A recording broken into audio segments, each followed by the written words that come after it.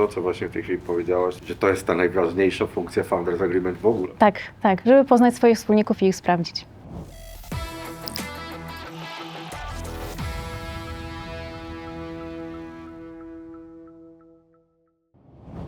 Dlaczego? Ponieważ to jest taki dokument, który reguluje zasady współpracy. W tym dokumencie opisujecie swoje założenia, swoją wizję dotyczącą biznesu, swoje cele i tak naprawdę tworząc ten dokument, wy poznajecie siebie. Bo ty możesz mieć inne oczekiwania dotyczące biznesu i tego, jak on ma wyglądać, na temat rozwoju, a twój wspólnik, co-founder może zupełnie inne. Więc na tym etapie wy też się poznajecie. I ja wychodzę z założenia, że zawsze przed rozpoczęciem jakiejkolwiek współpracy w formie spółki, na przykład z ograniczoną odpowiedzialnością, warto zrobić jeden projekt razem, żeby zobaczyć, jak wam się pracuje. I w sumie to jest pytanie, które zawsze zadaję pomysłodawcom, którzy do mnie przychodzą z pomysłem założenia spółki z o.o. Się tam pracowaliście razem? No jeszcze nie. Ja mówię, no może popracujcie trochę razem i wtedy zobaczycie, czy wam się dobrze ze sobą pracuje i czy macie te same wartości. I właśnie wracając do tego Founders Agreement, to jest taki dokument, który właśnie pokazuje, czy wy idziecie w tą samą stronę, czy wy tak chcecie tę spółkę rozwijać, macie taki sam pomysł na zabezpieczenie tej spółki i oczekiwania dotyczące, nie wiem, finansowania, wsparcia, działania, więc to już jest taki test. Zazwyczaj umowy są tworzone na te takie sytuacje, kiedy pójdzie coś nie tak, no bo jeżeli jest dobrze, no to jest ta współpraca i strony się dogadają. Ale z mojego doświadczenia wynika, że na początku wszyscy mówią, że się dogadają i że wszystko będzie dobrze i każdy ma to zaufanie i ma ten entuzjazm dotyczący prowadzenia projektu, a w momencie, kiedy na przykład zaczyna brakować kasy, albo jeżeli macie inne zdanie, no to pojawiają się problemy. Więc dobrze by było, żeby w jakiś sposób już wcześniej określić, jak te problemy będą rozwiązywane, skąd będziecie brać dodatkowe środki na rozwój firmy i wtedy nie ma żadnych jakichś takich problemów dodatkowych. Więc tak, taki dokument warto spisać i zadać sobie te kilka takich podstawowych pytań, bo to was na pewno uchroni w przyszłości. Tak, jest to też umowa nienazwana, no bo kodeks nie reguluje takiej umowy, więc też tutaj jest taka duża swoboda, jeżeli chodzi o te postanowienia, które można do niej dodać. To wszystko zależy od rodzaju biznesu i od waszych oczekiwań. No i też dobrze, żeby te postanowienia zabezpieczały wasze interesy, ale też żeby były zgodne z ogólnymi przepisami prawa. Tak? Warto zacząć od przedmiotu działalności spółki i tego celu, który chcecie zrealizować. Tak? Określacie, czym ma zajmować się spółka, którą w przyszłości, zakładam, zamierzacie założyć, a jakie cele chcecie osiągnąć, co zamierzacie tworzyć w ramach tej spółki, czy jakąś aplikację, oprogramowanie, może inne działania. Określacie sobie też cele poszczególne. Można dodać jakiś taki harmonogram, jakieś KPI, które planujecie osiągnąć. Możecie też opisać model biznesowy, czyli wasze pomysły na rozwój firmy. Drugi bardzo ważny element, który moim zdaniem, jak opiszecie sobie na samym początku współpracy, to wam pozwoli uniknąć wielu nieporozumień na dalszym etapie, to jest zakres waszych obowiązków. Czyli wskazujecie sobie, który z founderów jest odpowiedzialny za, nie wiem, za sprzedaż, za tworzenie kodu, marketing, nie wiem, kwestie jakieś organizacyjne, pozyskiwanie finansowania i też im bardziej szczegółowo to określicie, tym łatwiej będzie wam potem egzekwować od danego foundera te czynności, tak, żeby on je po prostu zrealizował.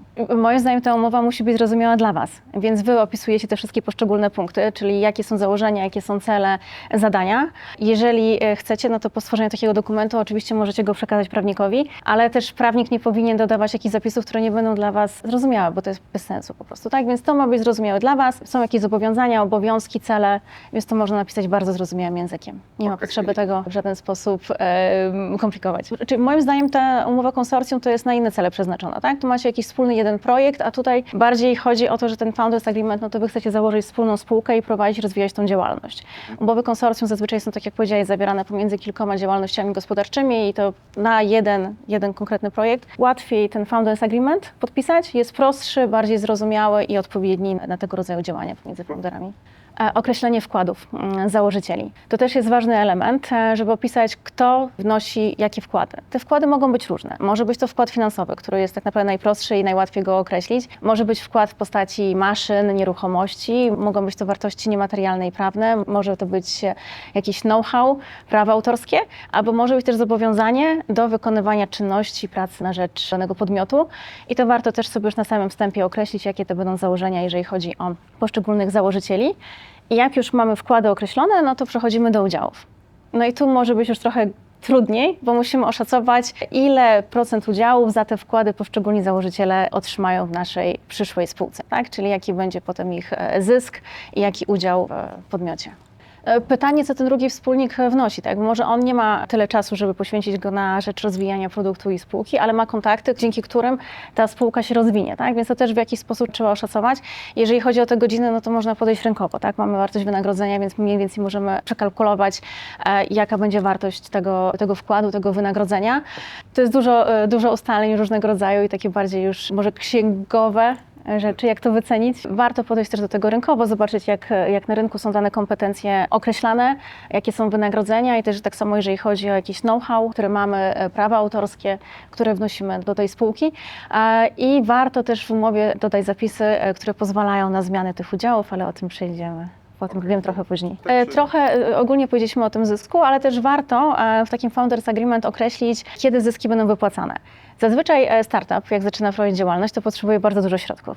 I to, co my sobie założymy na początku, czyli przykładowo 20 000 złotych, okazuje się, że potrzebujemy kilka razy więcej, tak? No bo mamy przygotowanie jakiegoś rozwiązania, potem marketing, wszelkiego rodzaju koszty, które się mnożą.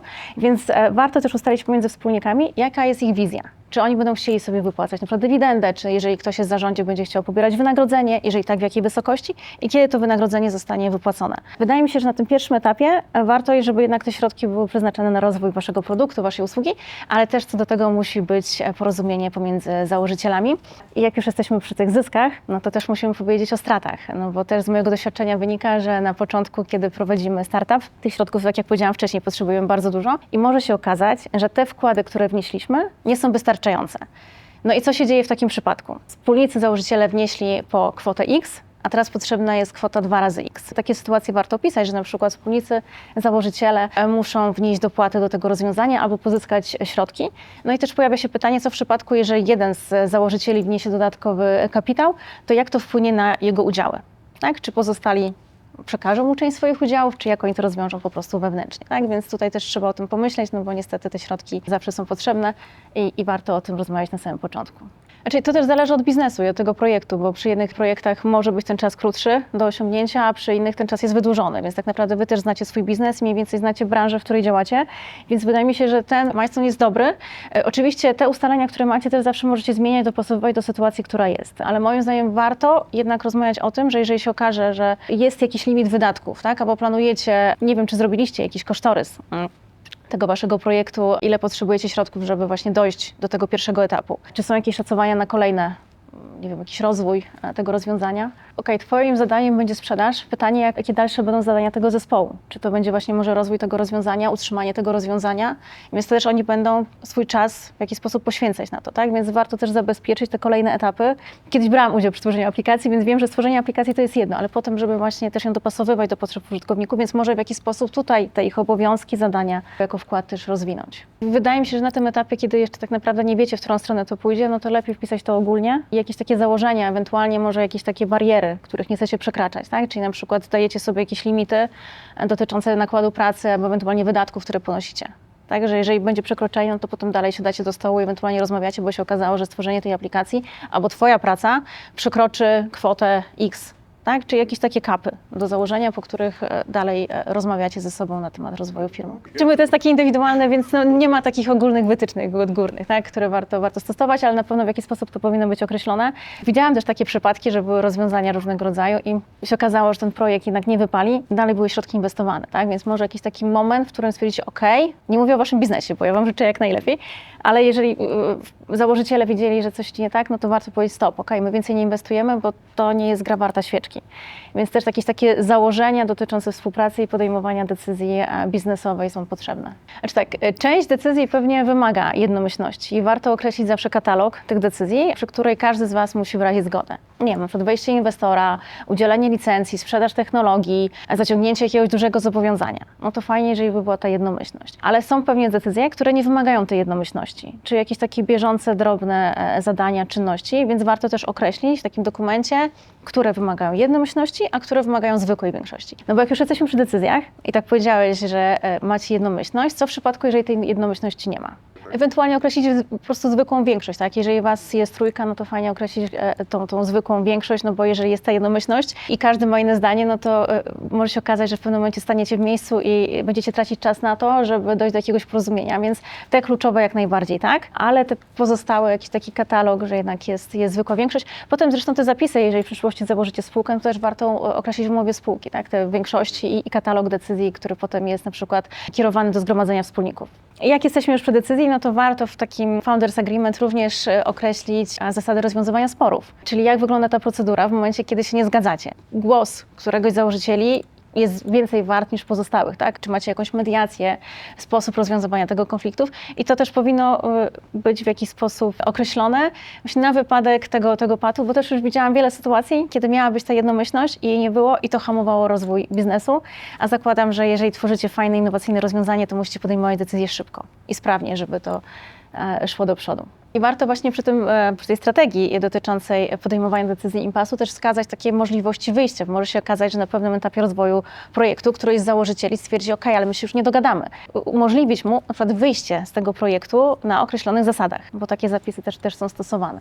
Własność intelektualna może być jednym paragrafem tak naprawdę i to jest bardzo ważne, żebyście określili, czy te prawa do utworów, które tworzycie, przechodzą na spółkę, czy też są wasze. Ja uważam, że te wszystkie zapisy powinny automatycznie być wartością spółki, bo w momencie, kiedy pojawi się jakiś inwestor, to pierwszą rzeczą, którą on będzie weryfikował, to będzie to, czy spółka posiada IP i prawa do tych utworów, rozwiązań, które powstają. I o czym warto pamiętać? Przeniesienie praw autorskich musi nastąpić na piśmie, więc wy musicie mieć to spisane. Czyli założyciele powinni złożyć oświadczenie o przeniesieniu praw do tych rozwiązań, które stworzyli, bo w innym przypadku te prawa nie zostały przeniesione. I kolejną rzeczą, o której warto pamiętać, jeżeli na przykład macie, nie wiem, jakichś podwykonawców, jakichś pracowników, to również w umowach tych współpracowników, podwykonawców na B2B również powinny znaleźć się zapisy dotyczące tego przeniesienia praw autorskich na spółkę.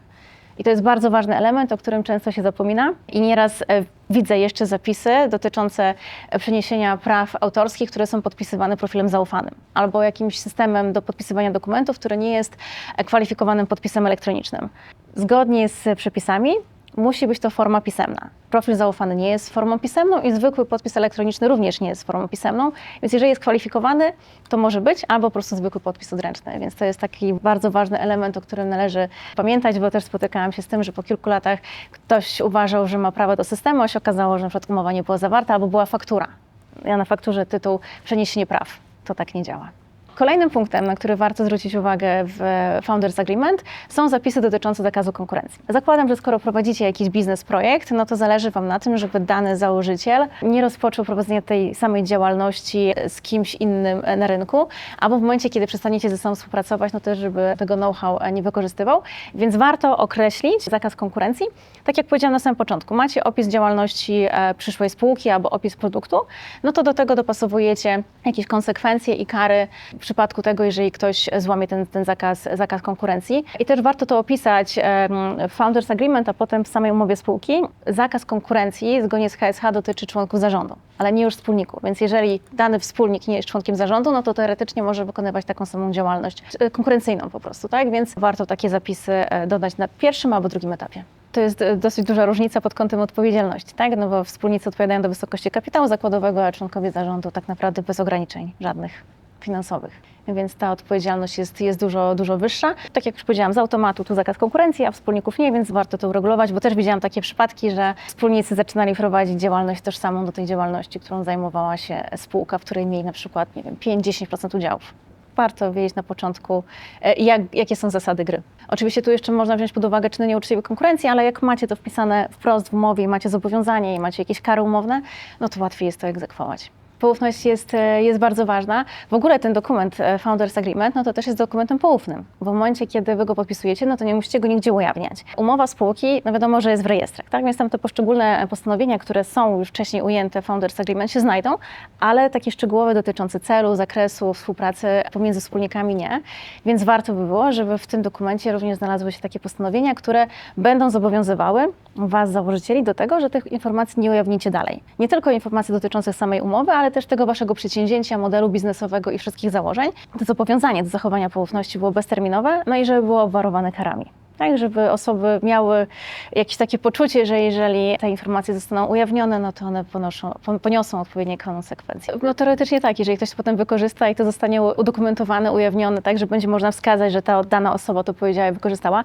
Czyli mówimy o tym bezterminowym, ale często też w umowach są określone czasy, tak? Czyli mamy 5-10 lat, to jest taki też standard na rynku, żeby jednak to zobowiązanie do zachowania poufności było.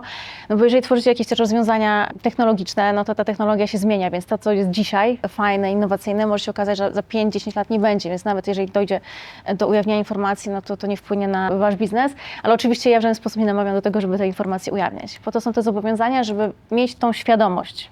Tak, że jeżeli my naruszymy, to możemy ponieść konsekwencje, ale też jeżeli mogę dodać z mojego doświadczenia, to przez 14 lat nie miałam żadnej sprawy dotyczącej naruszenia. W umowie założycielskiej możemy również określić, jakie funkcje będą mieli poszczególni założyciele. Już trochę o tym powiedzieliśmy, tak? Czyli na przykład ktoś będzie członkiem zarządu i będzie odpowiadał za takie działania. Możecie stworzyć jakąś radę nadzorczą, jeżeli byście kiedyś w przyszłości chcieli. Możecie danemu założycielowi dać określone uprawnienia. Na przykład mamy wybór zarządu i na przykład jeden założyciel może wybrać konkretnego członka zarządu i jest to jego uprawnienie osobiste. No bo jeżeli mamy jednomyślność, to może nagle się okazać, że my nie przegłosujemy swojego kandydata, a tak mamy po prostu to uprawnienie, że ja chcę, żeby ta osoba przeze mnie wskazana zawsze była członkiem zarządu. Nie? Więc takie zapisy możecie dawać i jakieś takie szczegółowe różne uprawnienia też można już na początku określić.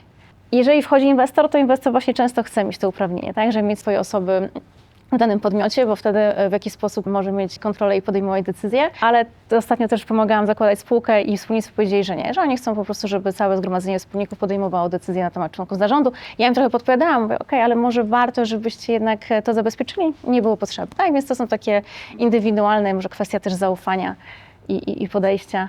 Zbyt często. Ja widziałam wielu pomysłodawców, którzy widzieli tylko te środki, które dostają od inwestora i podpisywali umowy bez czytania. Oni w ogóle jej nie rozumieli. A często te zapisy, które proponują inwestorzy, są bardzo niezrozumiałe dla prawników, więc taka też jedna rada. Jeżeli będziecie współpracować z inwestorami, wybierzcie prawnika, który posiada doświadczenie w tego zakresu tematach, bo są różni prawnicy. I jest tyle zakresu prawa, że my nie jesteśmy w stanie specjalizować się we wszystkim, więc naprawdę lepiej zainwestować w takiego specjalistę, niż brać prawnika, który będzie się uczył na waszym doświadczeniu, bo to może was za dużo kosztować. No i też się nie śpieszyć. Jeżeli macie fajny produkt, fajne rozwiązanie, no to inwestor będzie wiedział, że to jest fajne rozwiązanie i też nie będzie od was oczekiwał działania na już i szybko podpisywania bez możliwości weryfikacji.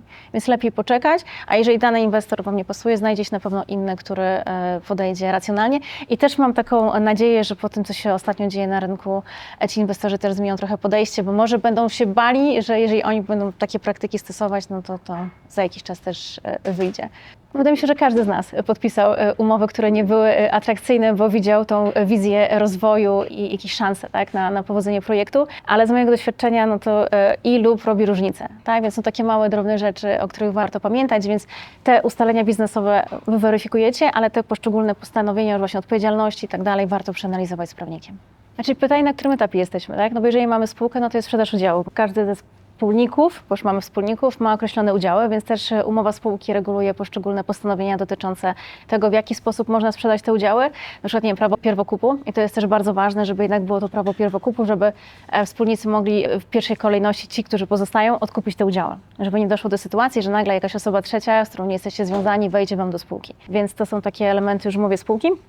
A w tej umowie założycielskiej, no to znowu warto też określić jakieś takie założenia, że jeżeli jeszcze nie doszło do formalnego założenia spółki, to co się wydarzy w momencie, kiedy nagle jeden z założycieli przestaje dowozić, albo przestaje mieć, nie wiem, zapał do tego, żeby dalej rozwiązywać ten projekt, albo po prostu narusza te poszczególne postanowienia, o których wcześniej mówiliśmy, czyli zakaz konkurencji, poufność, nie wiem, działa na szkodę waszego projektu, więc takie też schematy powinny być określone, czyli zasady wyjścia z tego projektu, nie wiem, zasady rozliczenia. W przypadku spółki, no to właśnie zasady odkupu udziałów, no i też określenie, po jakiej wartości one będą odkupywane. W umowie spółki, no to jeszcze możemy dodać takie postanowienia dotyczące umorzenia udziałów. Czyli jeżeli dany wspólnik działa na szkodę spółki albo nie podejmuje decyzji i jest ten impas decyzyjny, o którym też rozmawialiśmy, no to też tę procedurę warto tutaj szczegółowo określić.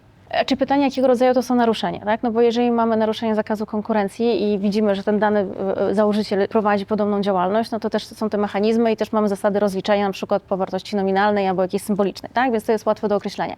Ale w przypadku, kiedy on nie dowozi, no to fajnie też, żeby było wcześniej określone jasno, jakie są jego zadania. Czyli to jest to, o czym mówiłam na samym początku. Im bardziej szczegółowo określimy, co on ma zrobić, tym łatwiej go będzie rozliczać z tych naszych zadań. On może uważać, że dowozi, a wy, że nie, więc musicie mieć konkretne KPI, jakieś, nie wiem, cele, żeby to zweryfikować. Fajnym rozwiązaniem, które warto zastosować w umowie założycielskiej, są postanowienia dotyczące reverse vestingu. To polega na tym, że każdy z założycieli składa takie jakby zobowiązanie do tego, że sprzeda część lub całość udziałów pozostałym wspólnikom albo, nie wiem, zostaną one umorzone w przypadku, kiedy on właśnie nie zrealizuje tych swoich KPI-ów albo naruszy te postanowienia dotyczące, nie wiem, zakazu konkurencji, poufności, będzie działał na szkodę spółki, albo nagle stwierdzi, że on już nie chce z wami współpracować. I to jest taki fajny element, który pozwala wam na to, żeby w jakiś sposób mobilizować tych założycieli do działania. Bo ja już widziałam bardzo wielu founderów, którzy na początku mówili, że będą robić wszystko, że oni będą tworzyć, będą sprzedawać i tak dalej. Tylko w momencie, kiedy przychodziło co do czego, to jednak trochę im brakowało motywacji i nie działali, a w momencie, kiedy zakładacie spółkę, no to każdy już te udziały obejmuje. Więc jeżeli dacie sobie taki zapis, no to okej, te udziały będą należały do tego założyciela, ale w momencie, kiedy on będzie chciał odejść, nie wiem, po roku, po 2, po 3, a wy sobie określicie, że ta zasada dotyczy wyjścia po 4 latach, czyli w zależności od upływu czasu on tak jakby nabywa te udziały, no to on będzie wiedział, że jak odejdzie wcześniej, no to on będzie musiał odsprzedać te udziały. Tak? Więc to jest też takie fajne rozwiązanie pod kątem inwestora, któremu zależy na tym, żeby jednak ten zespół, który tworzycie, stworzył ten produkt. No bo inwestorzy, no, co do zasady, inwestują w was, ludzi. Jeżeli ktoś wcześniej wychodzi, no to musi wiedzieć, okej, ale ja stracę te udziały. Tak? Żeby nie było tak, że on odejdzie w momencie, kiedy w umowie spółki ma, nie wiem, 30% udziałów, odchodzi po roku i nadal ma te udziały, więc wy musicie po prostu od niego odkupić. Wy tak jakby w tej umowie określacie, że jeżeli on odejdzie wcześniej, no to wartość tych udziałów będzie inna i on będzie miał inną wartość tych udziałów, po prostu będzie musiał odsprzedać na przykład pozostałym wspólnikom na określonych zasadach. Co więcej, w tej umowie możecie określić, że są różnego rodzaju wyjścia, bo może być taka sytuacja, że ten wspólnik chciałby pracować, ale nie wiem, nagle zachorował, albo jest jakaś siła wyższa, no to inaczej możecie określić te jego udziały i sposób wyjścia, a inaczej wspólnika, który właśnie działa na szkodę spółki, tak? No to tutaj te zasady rozliczenia tych udziałów mogą być zupełnie inne, tak? Więc to też warto rozróżnić. Na początku, kiedy właśnie planujecie zrobić projekt, przed poniesieniem jakichś wydatków na rozwój tego produktu i inwestycje waszego czasu, usiądźcie i spiszcie chociażby krótki dokument zawierający te poszczególne elementy. Bo moim zdaniem to jest najlepsza inwestycja, jaką możecie zrobić dla siebie, bo później, jeżeli będą jakieś problemy, konflikty, to dużo więcej czasu i środków poświęcicie na to, żeby je rozwiązać, niż te środki, które byście przeznaczyli na ten dokument na początku. Co więcej, jeżeli wcześniej nie pracowaliście, to też tworząc poszczególne zapisy, możecie się poznać. I też może się okazać, że wasza wizja dotycząca rozwoju produktu, udziału, inwestowania się różni. Więc może się okazać, że tworząc dokument stwierdzicie, że jednak nie chcecie ze sobą pracować, dzięki czemu oszczędzicie swój czas i pieniądze.